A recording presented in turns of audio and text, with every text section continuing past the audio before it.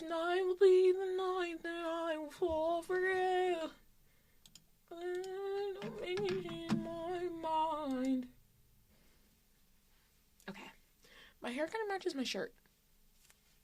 Like a little bit. Howdy. So today's video I thought would be kind of fun because I'm a creative person, clearly, as I'm doing this. And I love movies, I love books, I love TV shows, music, all of that stuff. So I thought it'd be a fun little idea to do a media recap for every month. And for this month, not this month, last month, because it's no longer March, we're going to do my March media recap. I'm very excited, especially for the music this month. Pretty top tier. Now let's put this in the intro. This video will contain spoilers for movies, shows, everything that's going to be in there. There will be spoilers. So the first section we're going to start with is movies. I do a little bit of traveling. I'm a travel girly, if you didn't know. I went to DC during my spring break to go visit a friend. Plane ride, of course. It was like an hour and a half, I don't know. But I wanted to watch a movie, so I downloaded a little movie off Netflix. And the first movie that I watched was Damsel, starring Millie Bobby Brown. It is about a girl who gets married off to a prince to save her kingdom, as she should. And his family's a little weird. And they throw her into a large gaping ravine that has a bloodthirsty dragon in it because they have to sacrifice 3 daughters every once in a while, just for fun. So I enjoyed it. It was a good plane movie. It was fun. There are things that I wish happened that didn't happen. I thought Millie Bobby Brown was great in it. Did I get a little frustrated that the father didn't do anything about his daughter getting thrown in a ditch? Yeah, a little bit upset about that. Did I get upset that this talking dragon couldn't even hear the girl out? Didn't even want to have a conversation? I will say, though, I did want Nick Robinson's character to live. Listen, he was so sweet to her in the beginning, and he didn't want to throw her into the ravine to die. His mom was making him, and he literally had to. And in the end, she did kill all of them, except for her stepmother, who was played by Angela Bassett, which I did not know she was in that movie till I started watching it. She just popped up. I'm like, oh, hey, queen. Hey, queen. Elodie, her stepmother and her sister all survived. The father did die because he tried to save his daughter from the dragon. And the dragon's like, no, babes, no. I would give this movie 3 stars out of 5. On the plane ride back, I watched John Wick. And this is gonna sound a little weird. Action movies are so nostalgic for me. Like, they just bring me back to my childhood. And I haven't seen John Wick since I developed a consciousness. John Wick is basically this super assassin. He doesn't have any, superpowers or anything, but he's just, this really great assassin. He retires. That's not a movie. It's, before. He retires, gets a wife. He's, madly in love. She dies. Day or 2, that's a couple days, after she dies, he gets a little knock on his door with a dog. They knew she was dying. She bought him a dog so that he wouldn't be alone. I could cry. And he also loves his car, which that's not relevant now, but it is going to be relevant soon. Within a week, this dog is his favorite thing ever. And he's at a gas station one day with his little pupper, and he's getting gas, and then these guys come up to him, and they're like, how much for your car? And he's like, it's not for sale. And couple nights later, he gets up.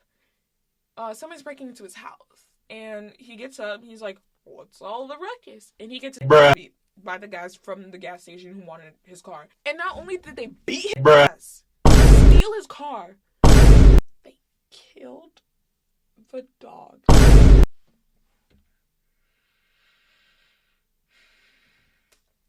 Everything he did in that first movie was because they stole his car and killed his dog. Now, as the movie goes on, his actions get a little more justifiable because the guy who stole his car and killed his dog is the son of a Russian mob boss that John Wick used to work for. And because this Russian mob boss knows John Wick because they used to work together, obviously he calls his son stupid because why would you steal from the assassin? Like, the assassin. And then the father puts out a hit on John Wick. And of course that makes him even angrier. And he just starts killing people. And then there's like an assassin hotel. I think they were in New York. There's an assassin hotel. Like, one of the rules of the assassin hotel is don't kill anybody in the hotel. No. And there was this woman there who, of course, wanted the millions of billions and gajillions of dollars that the Russian mob boss had put on John Wick's head. And she tried to kill him in the hotel. And then John Wick obviously overpowered her because he's just that girl. And he goes to his little buddy. I think his name is Henry or Harry. It started with an H. And he's like, hey, Harold, can you watch her for me? And he's like, sure. Listen, Hemorrhoid was on the screen for maybe like 3 minutes, and I already fell in love with him. But the girl ended up killing him, which he didn't deserve that. But yeah, John Wick, good movie. Just as good as I don't remember it. 4 stars. Okay, the next movie I watched I didn't like. It's called Boys. It's a foreign movie. I don't know what country it's from. I'll put the country right here. It's about this track runner, and he falls in love with a guy. And that's it. I love a good gay movie. But it wasn't even a good gay movie. They were not gay for long enough. Like, be gayer. Like, I'm happy they got their happy ending or whatever, but like, give me something else. 2 stars. The last movie I watched in March was Bodies. I only watched it with my friends. We have long movie nights. Like, it was such a good movie. Like, such a Gen Z horror movie. Like, that's literally how we would be if there was a killer on the loose. Which, there wasn't even a killer on the loose. Which made it even funnier. It all started because Pete Davidson' character was being an idiot. And that's what I love to see. I will say, though, if there was a killer, I think I would have liked for it to be Jordan. Because it did seem like she had the most motive to, like, kill everybody. And then I think Max, is his name, was the guy who, like, left before Sophie got there. Him just coming, because I know, because I thought this too when I first started watching the movie. I was like, oh, the killer is Max. Which is also why I think the plot twist is really good. Because they gave all the characters, like, motives as to why they would want to kill each other, you know? And Max just comes back at the end and he's like, what happened? But yeah, I love the movie. 4 stars. 4 stars? 4.5 stars. 4 stars. 4.5 stars. 4.5 stars out of 5. Okay, next we're going to be moving on to TV shows. Oh my god. The first show I watched in March was the new Netflix adaptation of One Day. Oh my god.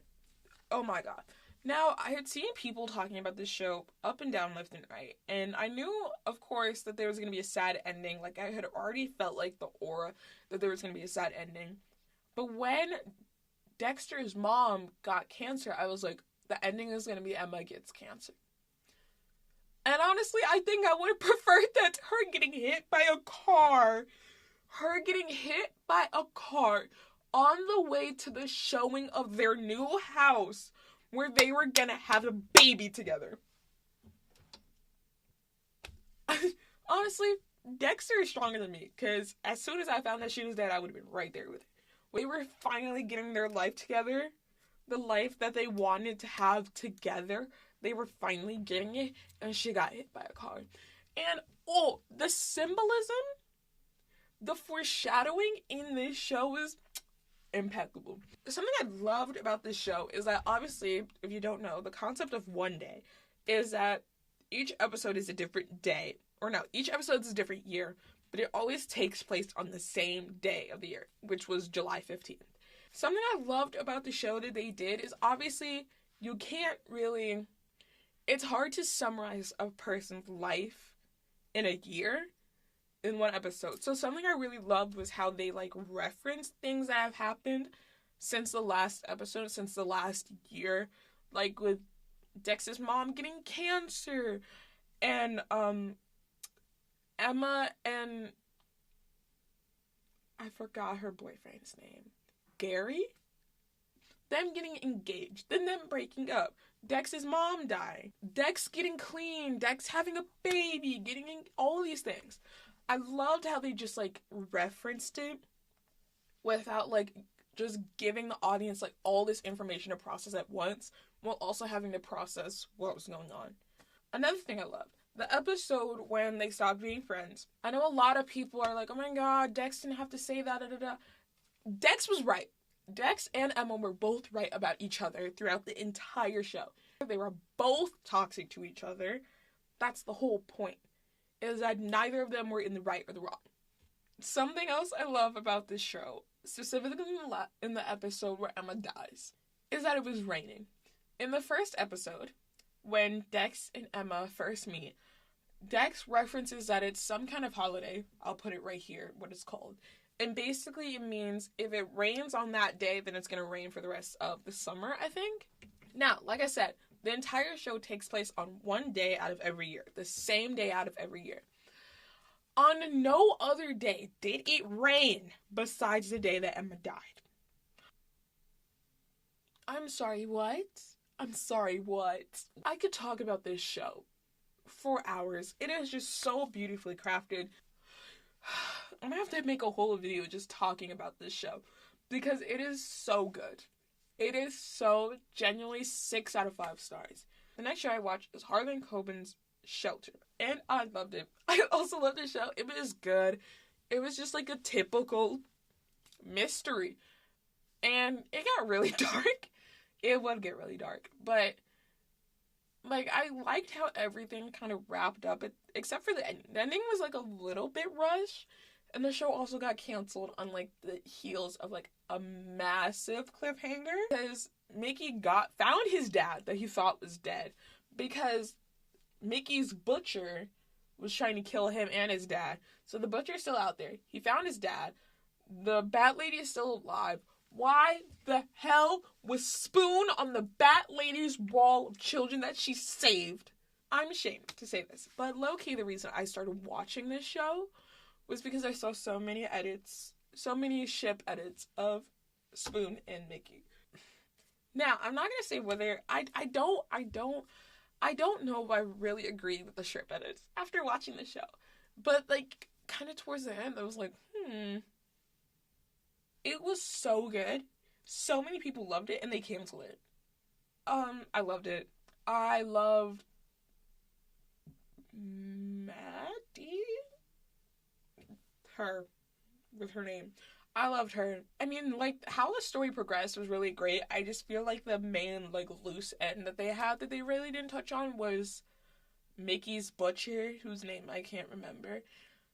That just kind of felt like a loose end. Also, Mickey is fine as hell. Mickey is fine as hell. I can't remember the actor's name. He is fine as hell. Yeah. The last show that I watched in March, also heartbreaking, was Young Royals Season 3. I was so excited for this season, but I was also so worried. Because the writers of this show are not afraid to give my boys a sad-ass ending. But they got their happy ending! And, like, I was so on the fence because I knew that the only way that Willie and Simone would be together is if Willie gave up the crown. And I was like, I don't know if I can be okay with giving August the crown.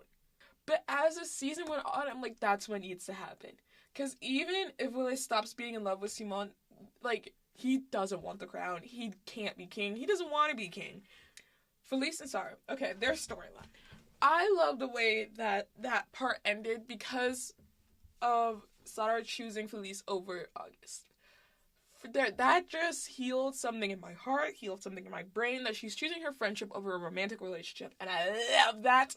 And they get back together, and none of Felice's other friends understood why Felice was missing Sarah, but it was just so healing, and they finally were friends again, and it made my heart happy. They got their happy ending, and that's all that matters, and I was so happy because I was so scared. I was so scared. And let me tell you, I was a Willie defender all season. all season. Because I was on Twitter, and they were like, oh, Willie, he deserved getting broken up with on his birthday for the way, like, he was under so much stress. My boy deserved nothing bad to happen to him. He deserved nothing bad to happen to him ever.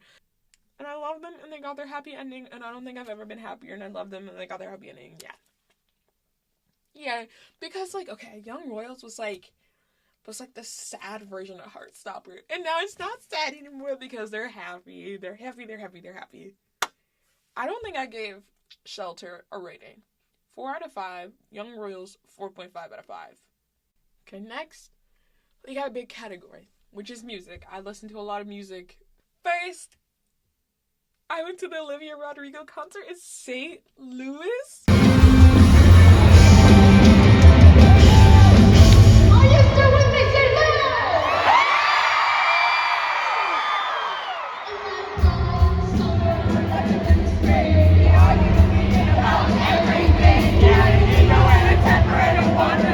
Let me tell you, I already knew the concert was going to be absolutely fantastic. But then me and my friend that I went with, we were just going all the way up to the 300 section to go to our seats, and we get stopped by these two ladies who are like, do you guys want to go to the pit? We're like, absolutely, we want to go to the pit. We were like 4 feet from the stage. I could see every hair on Olivia Rodrigo's arm. I literally shook her hand at the end of the concert. It was such a good concert. And of course, leading up to then and since then, I've listened to so much Olivia Rodrigo music, and I love her music. I love Guts more than Sour. Don't shoot, don't shoot, don't shoot. I love Guts more than Sour. Guts is just louder and angrier, and that's like what I need right now. Oh my god. That was such a good concert. I have like the wristband, and like they gave us like a physical ticket. I will say there were so many kids in the pit, and like I have nothing bad. I have nothing against children being in the pit, but like you can't see. But whatever. Next, I listened to Eternal Sunshine by Ariana Grande. I loved it. I loved it. I loved it. I love it. No notes. We Can't Be Friends. That was brutal. That was brutal. But it was just a good album. And it was like such a cute era. It's such a cute era. And I think I went into it thinking that all the songs would sound like Yes and they didn't, which I kind of loved. Like it had a very diverse sound to it. And I love it, and I'll love it forever, and I love it. I wouldn't say it's her best album, but she's definitely got a good streak going, and I want her to keep going. Thank you very much. Next is Head Split by Maggie Lindemann. I loved it. Can't say it was that memorable because I like Sucker Punch more. Because I also listened to Sucker Punch this month, and I loved it a lot more. I just feel like Sucker Punch is better. And especially You're Not Special, Novocaine, We Never Dated, Girl Next Door, Chef's Kiss, Perfect, No Notes. I love it. It's on repeat. I imagine myself being a little bitty rock star on stage to those songs all the time. I think the first song I ever heard from her was Human, and I went from Human to Crash and Burn, and It's Not Your Fault. And I was like, this is the switch that JoJo Siwa thinks that she made. Next, we have Chapel Rowan. I love her. What can I say? She is my wife. I hate to break it to the rest of you. We are married. The thing is, she opened for Olivia Rodrigo. And I thought that I didn't know her when I saw her. But then I was looking back at my playlist, and her songs were all over my main playlist that I listen to all the time. I was like, oh, she's already here. Her music is just so fun. It's just so girly pop 80s music, and I love it. No notes. I can't remember her album is called. It's something of a Midwest princess, and that's like #relatable. But her energy is just so fun. Her Tiny Desk concert was so fun, and her band is also so cool. And I saw a comment on one of her videos. I was like, oh my god, I can't believe the Hex Girls are real. And that's so real when you look at like her band that she was performing on stage with at like Olivia Rodrigo and then her own concerts. That is so fun. And I love that for her. She's gonna be at Lollapalooza, and guess who's going? This guy. Next is a specific song, which is Saturn by SZA. So if you watch the Grammys, SZA did a performance of this song when it was unreleased called Saturn. And it was probably one of the most ethereal things I think I've ever listened to, ever actually. It was incredible. And I loved it, and everybody else loved it, and we were waiting for her to release it, and honestly, I thought she never would. I did not think she was going to release it that fast, but she did, and I listened to it on repeat every single day. When I first started listening to it, I kind of didn't like it, because it didn't sound as good as the live version, but the more and more I listened to it, I'm like, oh, I was just being a bitch. I was just being a bitch. And last, but certainly not least, the best body of work I've listened to this year, probably within the last year, Cowboy motherfucking Carter. I had no doubt in my mind that this album was going to be a banger. Every single song is banger, banger, banger, one after another. I love country music, okay? I love country music. I loved country music before Cowboy Carter was released. I just kept that to myself because I knew how people would perceive me. I love it. Like, it's so country. And everything, like, beyond this album being good, just everything that it's done just has been incredible. Like, all of the Black female country artists that have finally gotten their flowers, finally gotten their recognition. I think her last name is pronounced Martinelli, Linda Martinelli, finally getting her praises back after all of the racism and injustice that she faced in the country scene in, like, the 70s. It's just incredible. And then also Blackbird, incredible song, such a great meaning. I didn't even know it was written by the Beatles. I don't listen to the Beatles. Jolene was, honestly, I thought it was going to be like Dolly Parton's Jolene. And I kind of love that it wasn't. Like, it's so goofy. But it's a good song, and I love it. And Jolene should probably hide. She's been getting her ass beat for, like, I don't know when the first Jolene was released. How many years? Who knows? But it was, like, it's just such a good body of work. If Beyonce does not win Album of the Year for Cowboy Carter, the system is rigged. Coming from a Swiftie. I'm a Swiftie and I'm in the Beehive, okay? Don't shoot me. Who knows that the Tortured Poets Department is probably going to ruin my life. I really want Cowboy Carter to win, because it is truly a groundbreaking piece of work. Like, in every sense of the word. Like, it's historical. I need it to win Album of the Year. I need to see it live. I need Act 3 to come out, and I need it to be a rock album. Now. Because if you think about it, stay with me for a second. House music, country music. She's doing, or what it feels to me is she's doing genres that were invented by Black people, but are not seen as Black music, if that makes sense. But the way that a lot of people perceive house music and country music is that they don't picture Black people first. But we did create it. And that means rock should be next, because Black people created rock and roll. Listen, walk with me. Hear my vision, hear my vision, hear my vision. You have to understand. You have to understand. I need this next album to be rock. I don't think I could die happy if I don't get a Beyonce rock out. This album, Cowboy Carter, is perfect in every sense of the word. I love it, I love it, I love it, I love it, I love it. 11 out of 5 stars. Like, it's truly incredible. Anyone who says otherwise literally cannot hear. Incredible body of work. I love it. I love her. And I need the rock album next. What can I say? What can I say? Okay, that was embarrassing. So, our last section is going to be YouTube/TikTok, because I'm chronically online. What can I say? I couldn't really think of any, like, YouTubers or TikTokers I had been, like, particularly obsessed with, but then it hit me. Jacksepticeye. Listen, I'm a gamer at heart. I've been watching Jacksepticeye since my frontal lobe came into fruition. I've loved Jacksepticeye. And I've been particularly loving his videos that are, like, over an hour long.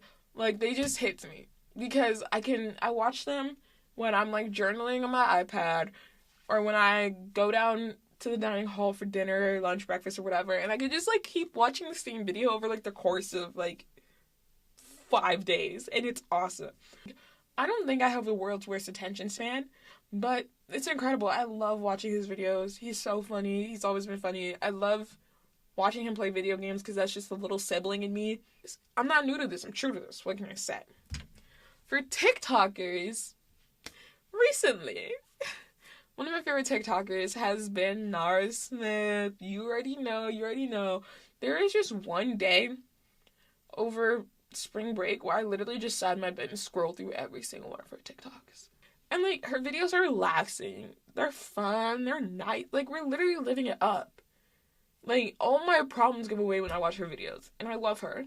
And I love her videos. And you can't pry them away from my dead hands. Thank you guys so much for watching this video. I really hope you enjoyed. I found it fun because I just got to yap about the things that I watched / listened to in the month of March. I plan to do it again for April. I really hope you enjoyed. These videos are going to keep coming. You already know. Let me know the things that you've watched, listened to, etc., etc. Suggest things, etc., etc. I love you. Okay. Smooches. Bye.